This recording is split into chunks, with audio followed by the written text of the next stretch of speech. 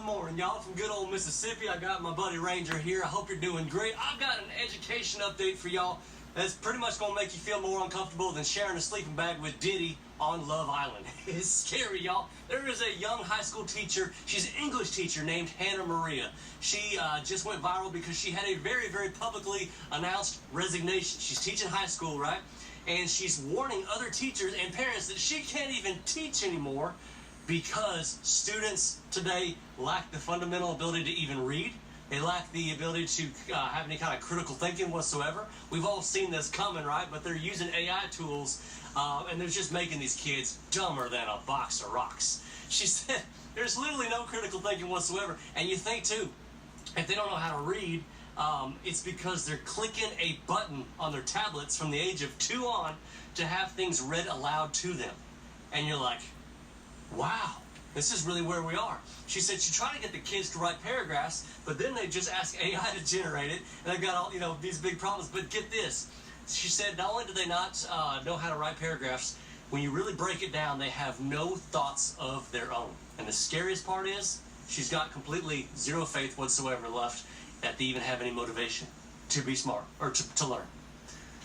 Well, this whole thing was about as predictable as me ordering country ham at Cracker Barrel. Y'all, we all saw this coming, and a lot of teachers across America said this really strikes a nerve. It really hits a nerve with us because they agree with Hannah, and they're seeing the same exact things with cognitive development and kind of stuff being completely screwed up. So it really makes me wonder, are we finally seeing the aftermath of all the COVID lockdowns and the aftermath of all the masks and the damage that actually did? A lot of parents now who had young kids back then, they ran out of ideas about how to fill the time because we're all in lockdown and they can't go to work. And so what happens is we all created tablet babies. Not you and me, hopefully on this channel, but a lot of Americans created tablet babies. And they're dumb as a box of rocks. I don't care if that hurts your feelings. That's where we are. And it's your fault, Mom and Dad, for letting that happen. Mix that with everybody who has been wearing masks this whole time, and these kids are growing up without the ability to interact and understand facial expressions. Happy, sad, anger, this kind of thing. A baby has got to look at your mouth, and they've got to learn facial expressions. That was taken away, and now these kids are in 1st and 2nd grade, all the way up to about 5th. Hey, buddy. You're seeing the effects of everything, and it's really scary. So most young people now, in my opinion, they can't even hold a conversation whatsoever with an adult in society anymore. They don't know how to talk. And society actually makes fun of the people who do. Y'all seen the progressive commercials? Don't be like your parents. I mean, God forbid you speak to somebody and you're nice to them or something like that, or you just make small talk on an elevator. Elevators are uncomfortable. I'm going to make small talk every single time. And you're going to be better off for it because I'm going to make you laugh. So in my opinion, it starts at home, y'all. It really does. If the parents don't care, those kids ain't going to care. And I want you to call me sick. Call me absolutely sick, but I'm actually loving this on a secret level. Because I'll tell you why. If you're raising kids who are not going to be like this, if you're getting them off the tablets and you're making them stand up and speak, you're going to be raising standouts. I've talked about this before. You know what I'm saying? I know that this is really hard to cheer for that. It's kind of like being on Northwoods Law and cheering for the poachers, You know what I mean? You've watched that show. Let Jimbo just shoot that buck. It's a 14-point buck, and it happens to be out his truck window, officer. Give him a break. How long is it going to be before he sees a 14-point buck anymore? But seriously, my wife and I, something we've actually done is since the time my boys were 4 years old, we have forced them to order at a restaurant. That's unthinkable to some parents nowadays. It's absolutely unthinkable. Why? I don't know why you want to just sit there on their tablet and let mommy and daddy do it for you. We taught them that you're supposed to speak up and you're supposed to talk to adults with confidence. And a little bit longer to order, absolutely. But I've never seen one waiter or waitress ever in my life that was impatient with them. They usually just smile. They cheer them on. They ask them, are you sure that's what you want? What sides? It takes a little time. And that's fine, because I tip well. I will make it worth your time. Tablet babies might actually be unable to learn. You really think about that. Because it's all about consuming now. They know how to consume, but they don't know how to learn. And this last 15 years, y'all, you might as well just call it the age of enabling. And we've seen all these viral videos of these kids completely crashing out when their tablet or their Xbox gets taken away.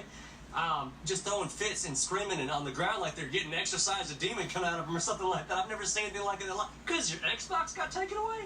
I mean, come on.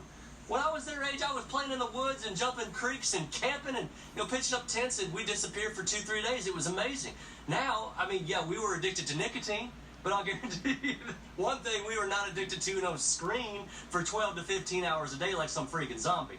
It's going to, and I'm probably already has, ruined everything. So if you're raising standouts, just be heartened like we are that your kids are going to succeed in the workforce. Because look, you mix that with a 20-year-old now, and seeing them go into the workforce and they don't even come in, they don't call you, they show up whenever the heck they want to, and HR will not let you fire them.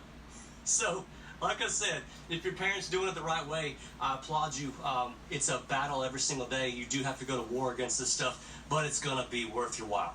And these little tablet babies, look, y'all, I think they're just going to get eaten up. I think they're going to get eaten alive, or just fall into the system and become slaves. They probably already are. They're well on their way to becoming so. I feel sorry for the teachers that have to deal with this stuff now on the education level, and honestly, the mind-numbing that's taking place. So teachers, if you're out there fighting this kind of stuff, we see you, we hear you, and we agree with you. God bless you for fighting the fight. If that's your calling, it's one of the most amazing things in the world. If you could figure out a way to re-engineer these kids' brains and the years that the locusts have stolen, so to speak, may God bless you. More power to you. And I really do hope somebody finds the answer soon. It'll be good. I like this guy a lot. He's read my mind. I've been saying this for a long time. When I went to school, I graduated in 82, right? We didn't have calculators.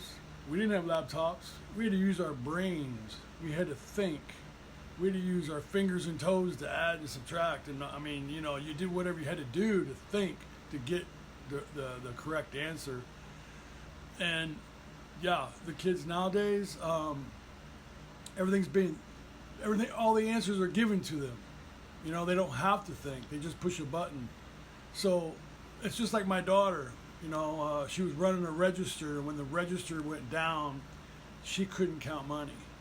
And that's when I realized, oh crap. So, yeah.